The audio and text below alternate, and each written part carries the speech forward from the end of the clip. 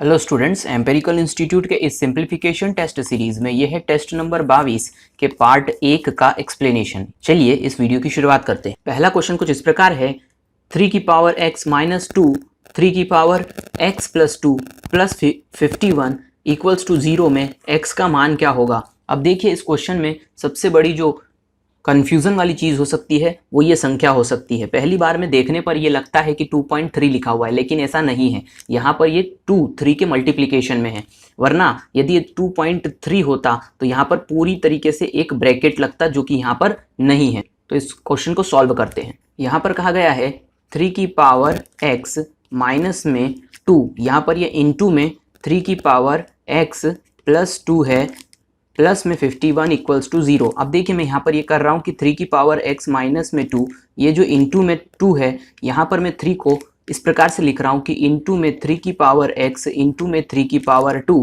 Plus में 51 equals to 0। मैंने यहाँ पर ये किया कि जब आधार समान होता है तो घातें जुड़ जाती है। इसी प्रकार से घातों में यदि योग है तो उसे हम अलग अलग आधार के साथ में लिख सकते हैं। तो यहाँ पर हम ये कहेंगे कि 3 की पावर x माइनस में ये 3 का वर्ग 9 होता है, और इसे हम 2 से गुणा करेंगे तो ये हो जाएगा 18 इंटू 3 की पावर x और प्लस में यहाँ पर 51 इक्वल्स टू 0।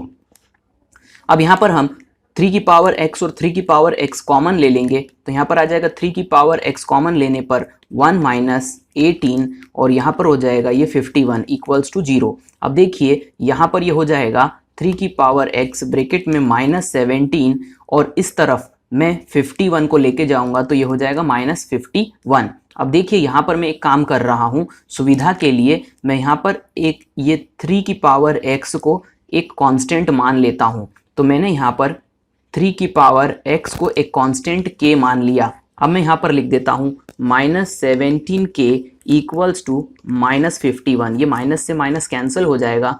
यहाँ पर 17 से हम कैंसिल कर देंगे 51 को 3 टाइम्स, तो यहाँ पर k का वैल्यू जो हो जाएगा वो 3 आ जाएगा। अब यहाँ पर हमने k किसे माना था, k माना था हमने 3 की power x is equals to 3।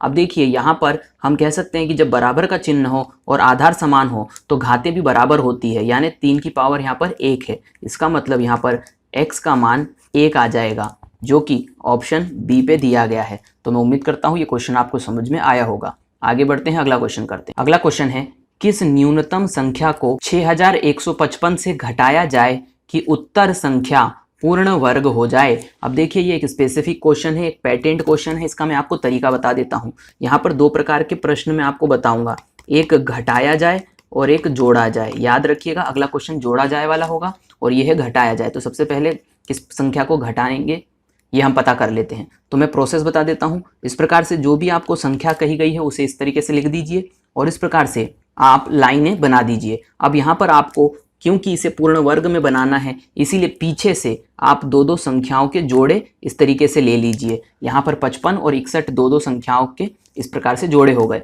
अब यहाँ पर आपको एक काम करना है। आपको देखिए, अब ये जो जोड़ा आपने ले लिया है इसमें सबसे पहले हम इस 61 को कंसीडर करेंगे। आपको एक ऐसी संख्या लेनी है इस जगह पर जो कि जिसका वर्ग 61 से कम हो। तो हम जानते हैं कि 7 का वर्ग 49 होता है, और यदि 8 का वर्ग लेंगे तो वो 64 हो जाएगा। इसीलिए हम कहेंगे कि यहाँ पर हम 7 लेंगे संख्या, क्योंकि 7 को 7 से गुणा करने पर 49 आता है। 7 और 7 का गुणा करने पर 49 आता है। इस प्रकार से लाइन खींच दीजिए। अब ध्यान से समझिए आपको क्या करना है। 61 में से 49 को घटा दीजिए, तो 11 में से 9 गया तो 2 बच गया और यहाँ पर 1 बच जाएगा। और इन दोनों संख्याओं को 7 और 7 को आपस में आप जोड़ दीजिए, तो ये हो जाएगा 14। अब देखिए यहाँ पर ये संख्या 12 आ चुकी है और यहाँ पर है 14। अब आपको अब क्योंकि 12 14 से कम होता है, इसीलिए हम अगले जोड़े को उतारेंगे। ध्यान से समझिए, यहाँ आप सिंगल 5 को नहीं ले सकते, आपको दोनों ही 5 को लेना पड़ेगा। तो यहाँ पर आ जाएगा 55। इस प्रकार से ये संख्या हो जाएगी 1255। अब ध्यान से समझिए, अगली प्रोसेस में हमें क्या करना है। हमें यहाँ पर इस जगह पर एक ऐसी अंक लेनी है जिससे कि ये एक संख्या बन जाए। जैसे कि 1 लिया तो 141, 2 लिया तो 142। इस प्रकार से जो संख्या आप यहाँ पर लेंगे उसी संख्या को आपको नीचे भी लेना पड़ेगा और फिर इन संख्याओं को आपस में गुणा करना पड़ेगा, इस प्रकार से कि वह संख्या 1255 से कम हो। जैसे कि मैं अभी बता देता हूँ। यहाँ पर मैं आपको सीधे इस क्वेश्चन को करके बता देता हूँ। यहाँ पर मैं एक संख्या लूंगा 8।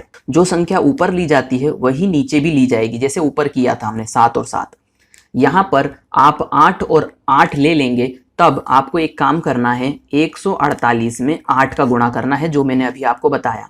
अब यहाँ पर आप गुणा करेंगे तो 8 8 64 हासिल का 6, 8 चौक 32 और 6 38 की 8 हासिल का 3, 8 एकम 8 और 3 11। तो यहाँ पर संख्या हो जाएगी 1184। अब आप कहेंगे ये कैसे पता चलेगा कि हम कौन सी संख्या लें? ये अनुभव के आधार पे आप इस प्रकार के क्वेश्चन करेंगे तो आपको बिल्कुल पता चल जाएगा। तो यहाँ पर हो जाएगा 8 यहाँ लिया है तो यहाँ पे भी लेना पड़ेगा। अब बीच वाली संख्या को घटा दीजिए, तो 5 में से 4 गया तो 1 बच गया, 15 में से 8 गया तो 7 बच गया और ये हो गया कैंसल। यहाँ हो गया 71। अब इसके बाद कोई भी संख्या नहीं है, इसका मतलब यहीं पर ये क्वेश्चन कंप्लीट हो जाएगा और इसका आंसर आएगा 71, जो कि ऑप्शन सी पे दिया गया है। तो ये घटाने वाले प्रश्न मैंने आपको बता दिए कि वह संख्या 71 होगी जिसे घटाया जाएगा 6155 से, तो यह पूर्ण वर्ग बन जाएगा। तो इस प्रकार से आप ये क्वेश्चन कर सकते हैं। कमेंट बॉक्स में जरूर लिखिएगा यदि ये प्रोसेस आपको नई लगी हो और समझ में आई हो। आगे बढ़ते हैं, अगला क्वेश्चन करते हैं। अगला क्वेश्चन भी मैंने प्रैक्टिस के लिए लिया है। अब यहाँ पर क्या कहा गया है कि 269 में छोटी से छोटी संख्या क्या जोड़ी जाए। यहाँ पर ये प्रश्न आया है जोड़ने का, कि योगफल एक पूर्ण वर्ग बन जाए। पिछला प्रश्न घटाने पे था, ये प्रश्न जोड़ने पर है। अब देखिए आपको क्या करना है, यहाँ पर वही प्रोसेस जो हम पहले इस्तेमाल कर चुके हैं। यहाँ पर सबसे पहले हम लिख देंगे 269 और यहाँ पर जोड़े बना लेंगे, क्योंकि हमें पूर्ण वर्ग बनाना है इसलिए 2 का जोड़ा बनाएंगे। यहाँ पर ये 2 का जोड़ा हो गया। अब ये क्योंकि 2 अकेला रह जाएगा उसे रहने दीजिए। अब आपको एक ऐसा अंक लेना है जिसका वर्ग 2 से कम हो, तो ऑब्वियसली वो 1 ही होगा। 1 और 1 को आपस में गुणा करने पर 1 आएगा। यहाँ पर आप एक काम करेंगे कि 2 में से 1 को घटा देंगे तो 1 बचेगा और यहाँ पर 1 और 1 आपस में जोड़ देंगे। जो मैं प्रोसेस बता रहा हूँ वो फॉलो करना है। यहाँ पर जोड़ना है और यहाँ पर जो है वो घटा देना है। ये घटा दिया हमने, अब घटाने पर 1 आ गया। अब हमें आगे क्या करना है, अगला जोड़ा उतारना है, तो यहाँ पर आ जाएगा 69। अब देखिए आप कौन सी यहाँ पर एक अंक लेंगे जो कि आपको नीचे भी लेनी पड़ेगी, जिससे कि इन संख्याओं को गुणा करने पर 169 के करीब करीब बने। तो ध्यान से समझिए, यहाँ पर अंदाजे से हम एक संख्या लेते हैं। यदि मैं यहाँ पर 7 ले लेता हूँ तो यहाँ पर भी 7 लेना पड़ेगा। इस प्रकार से यहाँ पर 27 को 7 से आप जब गुणा करते हैं तो 7 7 49 की 9 हासिल का 4, 7 दूनी 14 और ये हो जाएगा 189। आप ट्राई कर सकते हैं अपने हिसाब से, आपको प्रैक्टिस अपने मन से करनी पड़ेगी। मैं आपको प्रोसेस बता रहा हूँ। तो यहाँ पर 189 आ जाएगा। यहाँ पर आप 189 को जब यहाँ से घटा देंगे तो यहाँ पर ध्यान से समझिए कि आप छोटी संख्या नहीं ले सकते, क्योंकि आपको जोड़ने की बात बोली जा रही है इस संख्या में, इसीलिए आपको एक आगे की संख्या लेनी पड़ेगी। आप 26 भी ले सकते थे, लेकिन आपको घटाना होता तो आप 169 से कम संख्या लेते। आपको 169 से ज़्यादा संख्या ही लेनी पड़ेगी, इसीलिए मैंने यहाँ पर 7 लिया और इसे 27 बनाया है।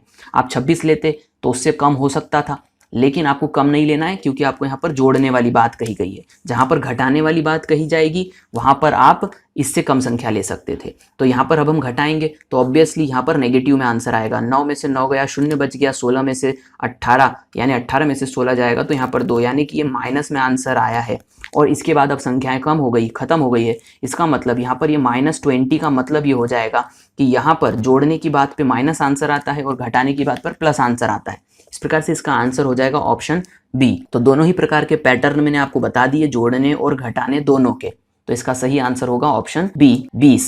आगे बढ़ते हैं, अगला क्वेश्चन करते हैं। अगला प्रश्न है 2890 में छोटी से छोटी संख्या कौन सी घटाई जाए जिससे कि 18, 24 एवं 30 से भाग देने पर प्रत्येक स्थिति में 4 शेषफल बचे। अभी तक देखिए जोड़ने और घटाने के जो प्रश्न थे उसमें एक ही संख्या के बारे में बात की जा रही थी। अब यहाँ पर जो है वह संख्याएं हो गई हैं 3। तो इस प्रकार से इन तीनों संख्याओं पर आधारित जो प्रश्न होगा इसमें आपको क्या करना होगा, जब भी इस प्रकार से 3 संख्याएं दी जाती हैं सबसे पहले इन सभी संख्याओं का आप एलसीएम निकाल लीजिए। तो यहाँ पर मैं एलसीएम सबसे पहले निकाल लेता हूँ। 2 से डिवाइड करूँगा तो 9 बार जाएगा, 12 बार जाएगा, 15 बार जाएगा। फिर 3 से डिवाइड करने पर 3 बार, 4 बार और 5 बार। अब देखिए अभी सभी संख्याओं को मैं आपस में गुणा कर देता हूँ। पूरा नहीं करता क्योंकि यहाँ पर 2 अभाज्य संख्याएं हैं, यही की यही मुझे इस तरफ लिखनी पड़ेगी, इसीलिए मैं गुणा करता हूँ। 5 चौक 20 हो जाएगा, 3 दूनी 6 और 6 तिया 18, मतलब कि इनका जो गुणनफल हो जाएगा वो 360 आ जाएगा।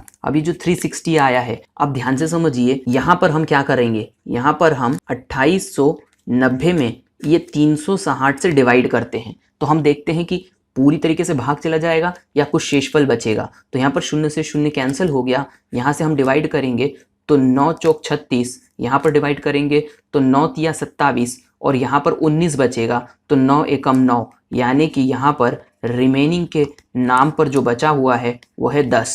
अब ध्यान से समझिए मैंने क्या किया है। यहाँ पर वास्तविकता में 2890 को यदि 360 से डिवाइड करते हैं तो वास्तविकता में 10 शेषफल के रूप में बचता है, लेकिन हमें कितना शेषफल चाहिए? 4। इसका मतलब यह 10 संख्या में से आपको कोई एक ऐसी संख्या को घटाना पड़ेगा जिससे कि 4 शेषफल आ जाए। अब यहाँ पर आप x का मान दिए गए ऑप्शन में से कोई सा भी ले सकते हैं जिससे सही आंसर आ सकता है। तो ऑब्वियसली यहाँ पर ऑप्शन सी ही वह आंसर होगा जिसके आधार पर आप इस 10 वास्तविक शेषफल में से इस 6 संख्या को घटाएंगे तो हमें 4 शेषफल प्राप्त हो जाएगा। देखिए इस प्रकार के सभी क्वेश्चनों का मैं आपको पैटर्न बता देता हूँ। सबसे पहले तो दी गई संख्याओं से आपको एलसीएम निकालना पड़ेगा। इसके बाद में आपको एक वास्तविक शेषफल निकालने को मिलेगा। उस वास्तविक शेषफल में से आप एक संख्या दिए गए ऑप्शन में से घटाएंगे तो आपको प्रश्न में दिया गया शेषफल मिल जाएगा। तो मैं उम्मीद करता हूं कि जितना भी मुझसे संभव हो सकता है मैं आपको सरल शब्दों में समझाने की कोशिश करता हूं। उम्मीद करता हूं आपको समझ में आया होगा। आगे बढ़ते हैं, अगला क्वेश्चन करते हैं। अगला क्वेश्चन बहुत पैटेंट है, ये क्वेश्चन देखते से ही हो जाएगा, बस प्रोसेस को समझना है। 7 की घात 8 माइनस 5 की घात 8 किस संख्या से विभाजित होगी, ये हमें निकालना है। तो देखिए जब भी आपको कोई प्रश्न इस स्वरूप में दिखाई दे कि a की घात n माइनस b की घात n, जहाँ पर n कोई भी संख्या हो सकती है लेकिन वो समान होगी, तब इस प्रकार से यह जो संख्या है यह विभाजित होगी a प्लस बी और a माइनस बी से, जबकि n जो हो वो सम संख्या हो। ये बात आप याद रखिएगा, जब भी n एक सम संख्या होगी तब यह संख्या a की घात n माइनस बी की घात n जो है वो a plus B a minus B के गुणनखंड से विभाजित होगी पूरी तरीके से। तो अब इस क्वेश्चन को करते हैं। यहाँ पर a की जगह पर 7 है और n की जगह पर 8 है, b की जगह पर 5 है और यहाँ पर 8। अब ये संख्या किससे विभाजित होगी? ये संख्या a प्लस बी यानी 7 प्लस 5 और 7 माइनस 5 के गुणनखंड से विभाजित होगी। 5 और 7 12 गुणा में यहाँ पर घटाने पर 2 यानी कि 12 दूनी 24 इसका सही आंसर होगा, जो कि ऑप्शन डी पर दिया गया है। मैं उम्मीद करता हूँ सभी के सभी क्वेश्चन आपको समझ में आए होंगे। देखिए मैं पूरी मेहनत कर रहा हूँ कि सारे क्वेश्चन आपको यूनिक मिले। तो यदि आपको भी ऐसा लगता है कि आपको यहाँ पर कुछ नया सीखने को मिल रहा है तो कमेंट बॉक्स में जरूर लिखिए, जिससे मैं आपको और बेहतर क्वेश्चंस दे सकूँ। इस वीडियो को देखने के लिए थैंक यू।